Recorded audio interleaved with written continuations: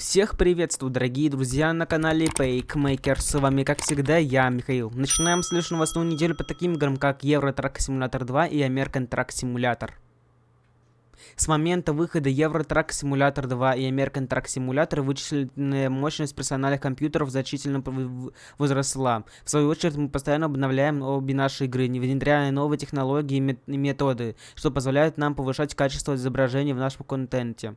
Одной из таких доработок, которая происходила в течение последних нескольких лет, является переосмысление устаревших ресурсов, направленное на повышение качества и оптимизацию игровых моделей, которые начали выглядеть устаревшими и несовместимыми с новыми дополнениями. Команда проекта состоит из двух человек, Павла и Роберта, с которыми мы с удовольствием побеседовали под этим проектом, чтобы поделиться с вами сегодня. Давайте дадим им возможность представиться.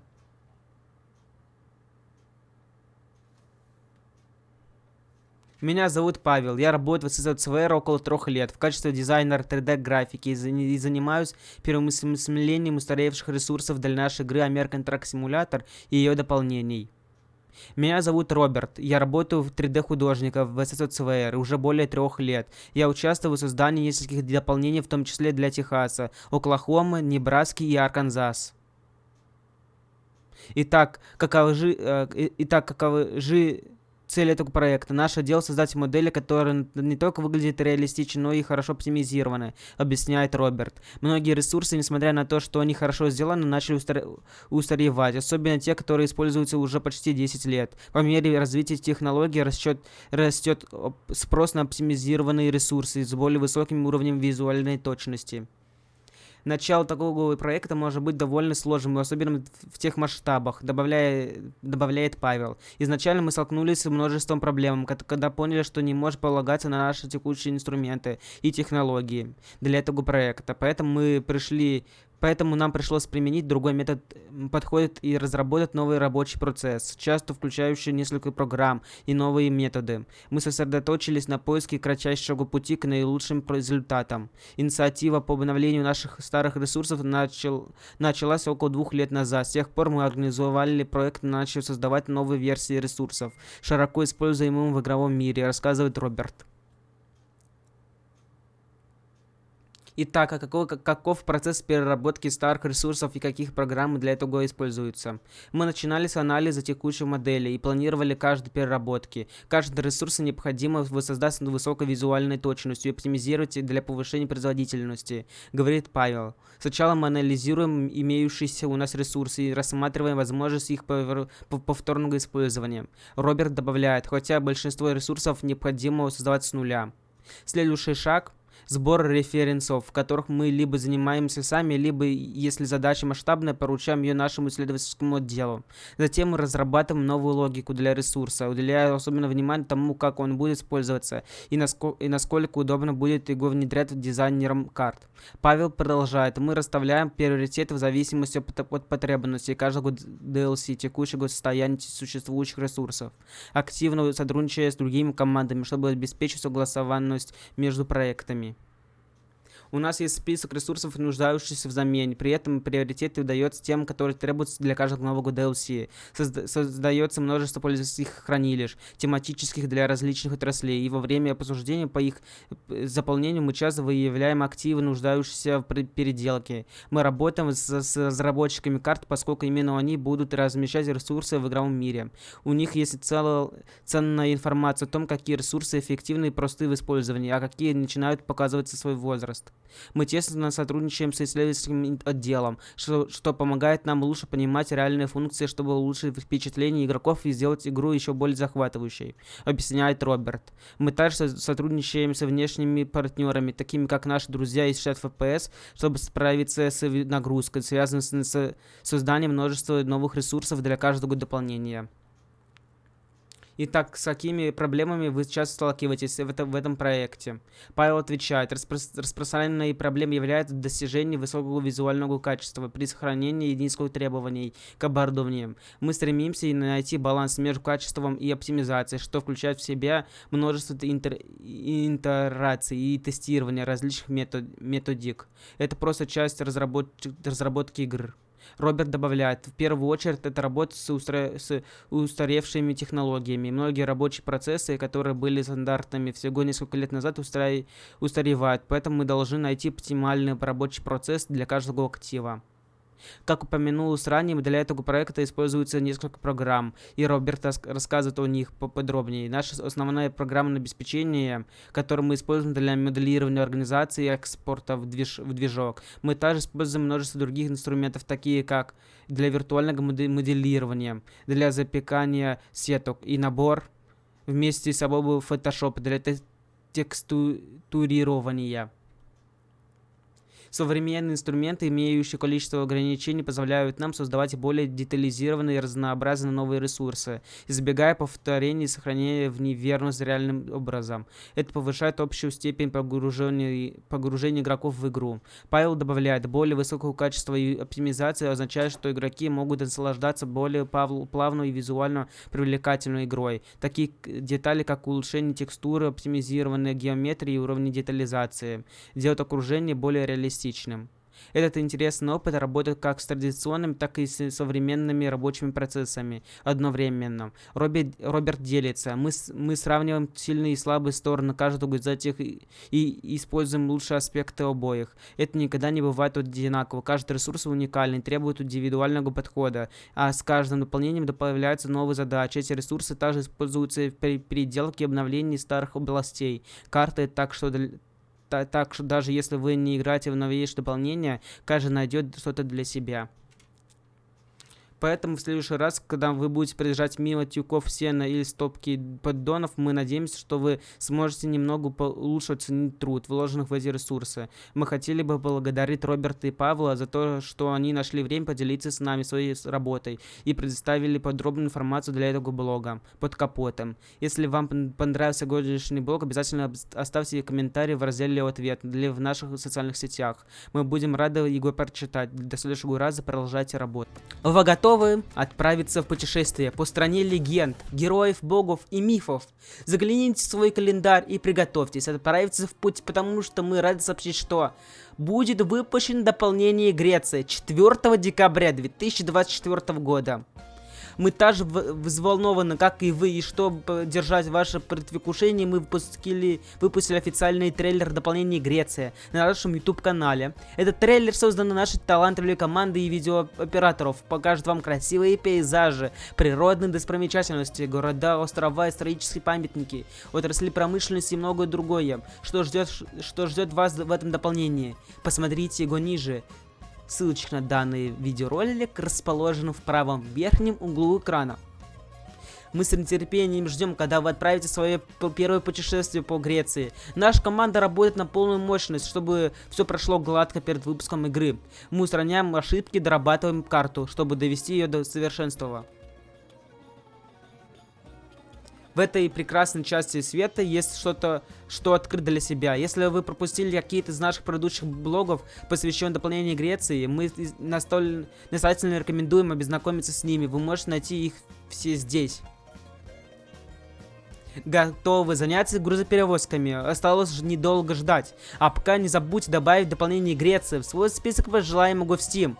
Это действительно помогает поддержать нашу работу и уведомляет вас о выходе дополнения. Мы благодарим вас за поддержку. Мы с нетерпением ждем выхода дополнения Греция 4 декабря. До тех пор продолжайте заниматься грузоперевозками. Ссылочка на Грецию будет в описании данного видеоролика. Не забудьте добавить в свой список желаемого в Steam.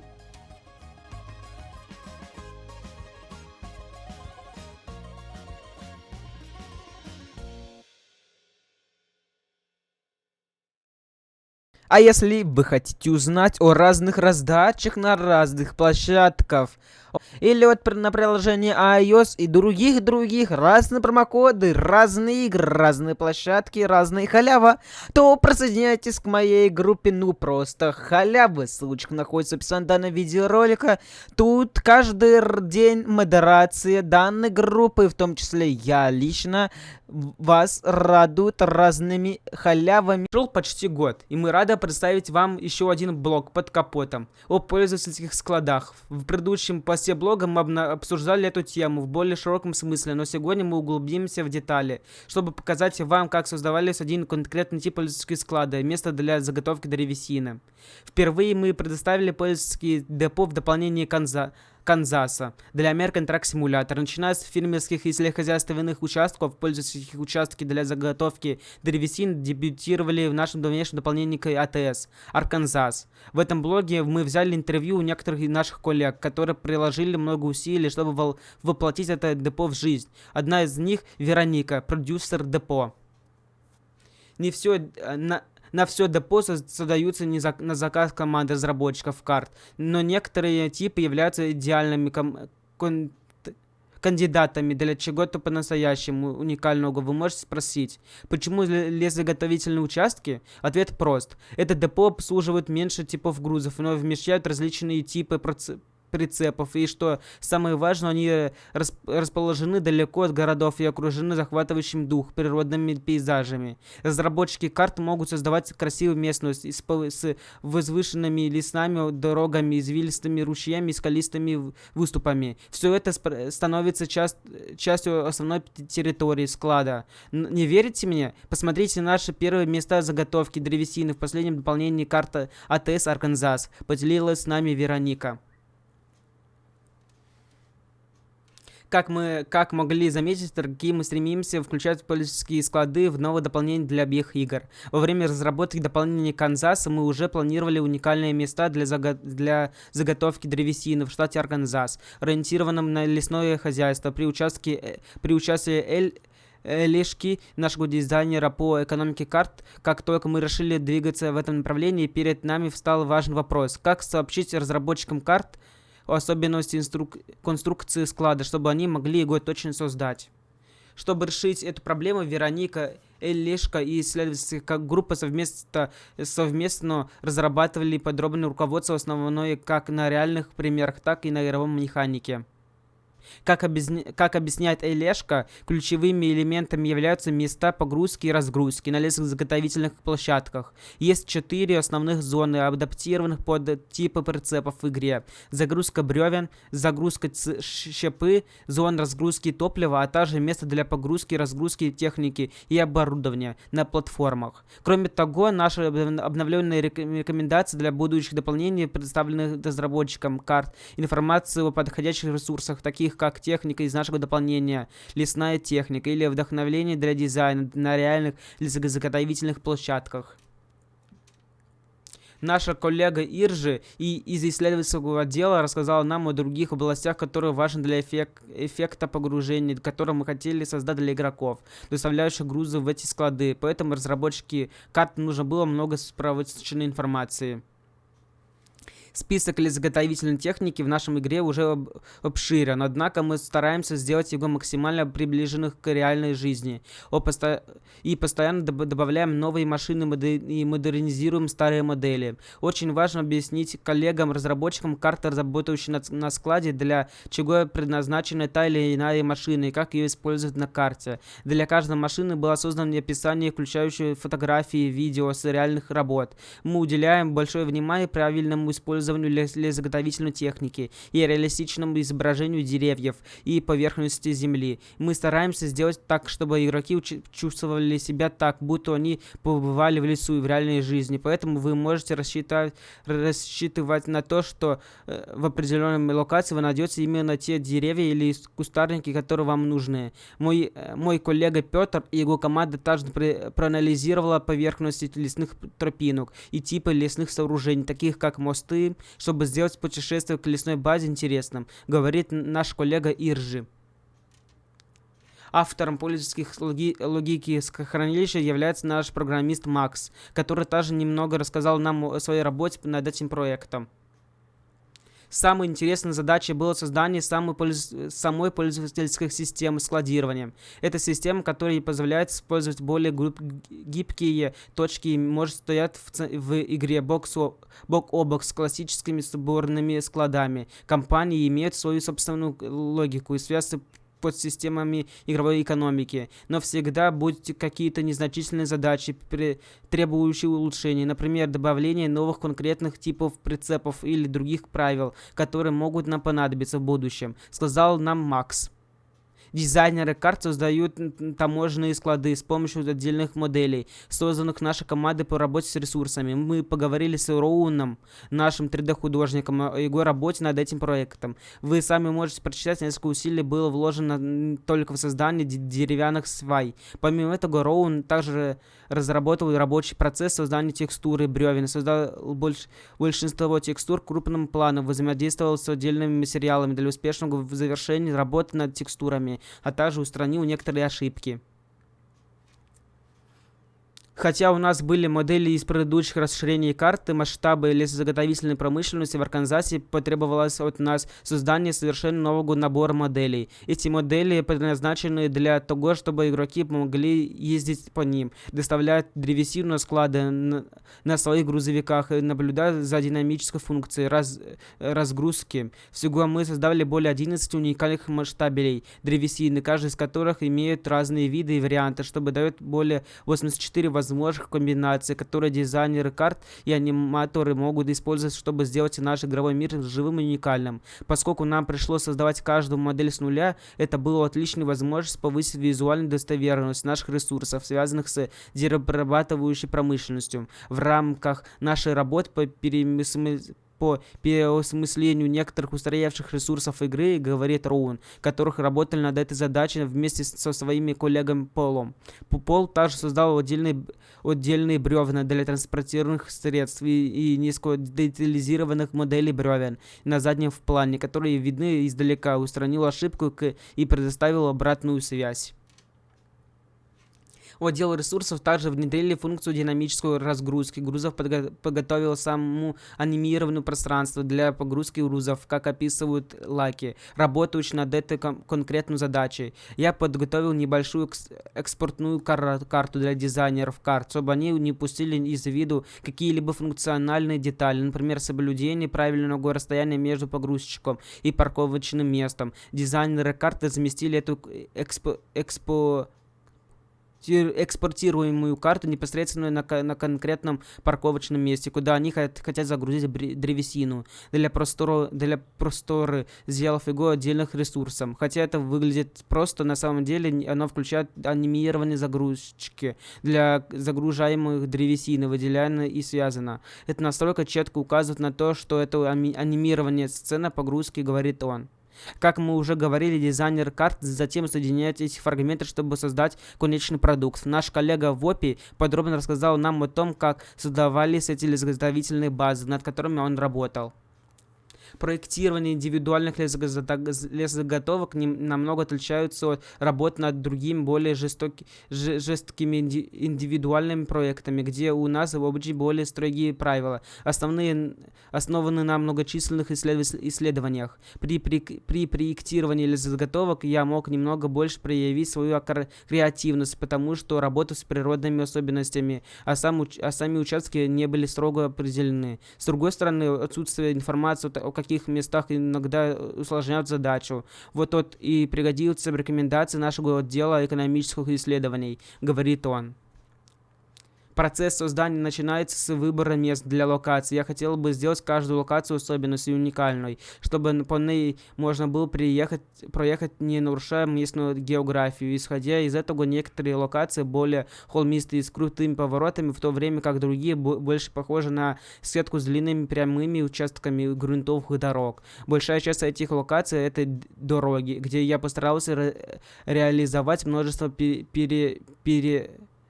передов высот, крутых поворотов и небольших мостов. Другая важная часть — это ландшафтный дизайн, в котором я хотел воссоздать реалистичные природные объекты, такие как скалы, ручьи, реки или далекие холмы, которые в итоге делают всю сцену уникальной. Между тем, существует постоянная связь с отделом и активов и другими заинтересованными людьми. В лесу не так много искусственных сооружений, но для этих участков требовалось много природных ресурсов. В основном совершенно новый набор штабелей, бревен, другого деревянного мусора, который соответствовал бы нашему новому грузу, а также окружающим растительностью. Нам также понадобился новый дорожный комплект с дополнением материалов и совсем немного лесоготовительной техники. Без всего этого склад не был бы полным, делиться с нами в опии. Как и в случае со всеми нашими играми, последняя часть перед выпуском это тестирование. Мы спросили Михаила, нашего ведущего специалиста по контролю качества ВТС, о том, как он воспринимает эту функцию.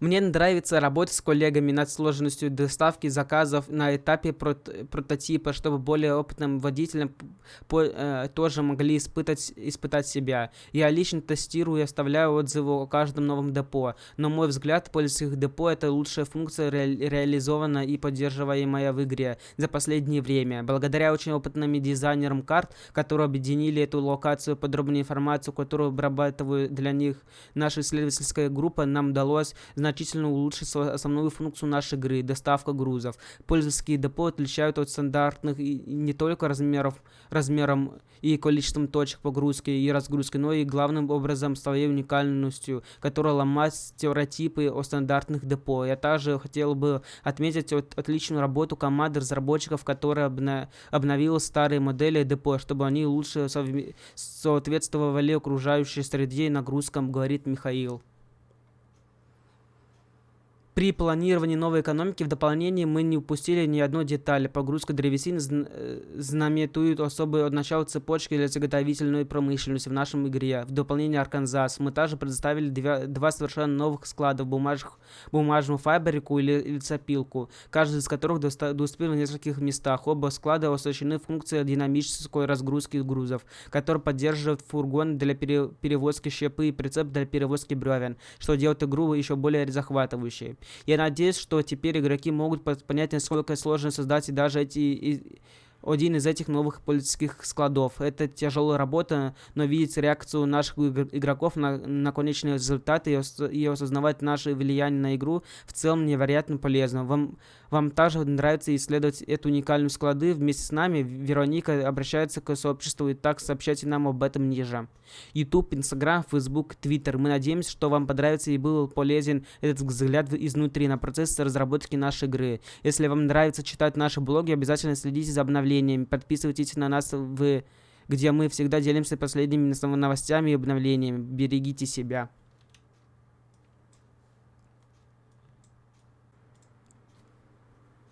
В воскресенье вечером мы официально завершили 2 текущих события в World of Trucks. Теперь пришло время посмотреть, насколько успешным они были. Нашему лучшему сообществу когда-либо удалось во время завершить события Happy Haven и Круиз Арканзас, и таким образом получить награды для своего сообщества. Мы всегда отмечаем выходы нового дополнения к игре World of Trucks, и Арканзас не стал исключением. Мероприятие Круиза Арканзас началось 16 сентября с целью проехать 125 миллионов миль, 201 миллион 168 тысяч километров, доставляя грузы в любой город Арканзаса или из любого города Арканзаса. Мы были рады видеть, что наша Best Rockovers достигла этого впечатляющего результата 1 ноября, потратив на это более 2 недель. Как видно из этой информации, вы преодолели более 22 миллионов миль и выполнили более 450 тысяч доставок. Наряду с этим мероприятием мы также провели ежегодное мероприятие Happy Halloween, которое началось 25 октября. В этом году его темой стала призраки. Цель сообщества доставить 1 миллион 300 угощений на Хэллоуин, что почти в 2 раза больше, чем 2 года назад. Было достигнуто всего за 2 недели, 7 ноября, так что все, кто принял участие в этом мероприятии, теперь могут побаловать себя жуткими наградами. Цифры для мероприятия Хэллоуин еще более впечатляющие. Общее количество выполненных заданий превысило 469 тысяч, и при этом вы проехали более 460 тысяч миль. Впечатляет. Мы надеемся, что вам очень понравилось оба мероприятия, и теперь вы готовы получить свою эксклюзивную награду за участие в мероприятии Круиз Арканзас. Участники получили в качестве личной награды за раскраску грузовика, а сообщество получило красивую кулон. Кроме того, завершив событие Happy Halloween, вы сможете украсить свою хижину жуткими кричащим призраком в качестве личной награды, а также забавной подвеску «Ворчливый призрак» в качестве награды для сообщества. Мы также ценим все фотографии, видео и другой контент, который вы поделились с нами в социальных сетях. Нашим командам очень приятно видеть, как вам нравится участвовать в этих мероприятиях. Если вы не смогли полностью завершить эти мероприятия, мы надеемся, что вам все равно понравилось участвовать. И не волнуйтесь, в будущем их будет больше. Чтобы не пропустить ни одно предстоящее мероприятие, подписывайтесь на нас в Instagram, Facebook, Twitter и YouTube, где мы всегда делимся последними новостями и обновлениями, пока продолжаете заниматься грузоперевозками. Расширение карт без дорог — это было бы логистический кошмар для наших водителей. К счастью, здесь все по-другому. В этом блоге мы представляем вам дорожную сеть, которая ждет вас в нашем грядущем расширении карты Миссури для American Truck Simulator. Наша команда тщательно воссоздала некоторые крупные развязки и перекрестки, вдохновляя реалистичными локациями. Вот некоторые из них. Одна из примечательных мест крупнейших дорожных узел сразу за пределами Сант-Джозефа, где сходятся USA 36 и I-229. В этом районе также находится мост Пони-Экспресс, который пересекает реку Миссури и соединяет Миссури с Канзасом. На противоположной стороне штата, недалеко от Джефферсон-Сити, вы найдете точную копию перекрестка, где пересекаются шоссе USA 54 и USA 50. Рядом с красивым мостом Джефферсон-Сити проходит живописный маршрут к северо-востоку от города. В восточной части Колумбии есть еще одна сложная развязка, включающая шоссе USA 63 и шоссе Дуэнда де Энхаузера. В центре Канзас-Сити вы найдете два крупных перекрестка, которые тесно связаны между собой. Они соединены автомагистралями I-70, которые проходят через оба перекрестка. Эти важные перекрестки служат связующим звеном между I-70, автомагистралью I-35 и USA 71. И мы надеемся, что вам не терпится сесть за руль своего грузовика и прокатиться по этим дорогам. Если вы хотите показать нам, что вам тоже не терпится показать на грузовике в этом дополнении к карте, не забудьте добавить его в список по желаемым гостям. Не забывайте следить за нами в Twitter, Facebook, Instagram и YouTube, чтобы не пропустить ни одной новости о American Truck Simulator. Ссылочка на Миссури будет в описании данного видеоролика. Дорогие друзья, желаете меня поддержать? Подписывайтесь на Boosty, вы сможете увидеть фейлы моменты прохождений, также прохождение уникальных игр, расписание видеороликов и доступ к закрытому телеграм-каналу, где будет реал контент. Прямо сейчас есть 20 бесплатных мест, так что успейте написать мне в ЛС, ВК или Телеграм, ссылочка находится в описании данного видеоролика. Ну, дорогие друзья, вот так новостная неделя получилась. С вами был, как всегда, я, Михаил Смола Пейкмейкер. Не забудьте план действий, который видите прямо на ваших экранах. На лайк, колокольчик, подписывайтесь на канал. Всем пока.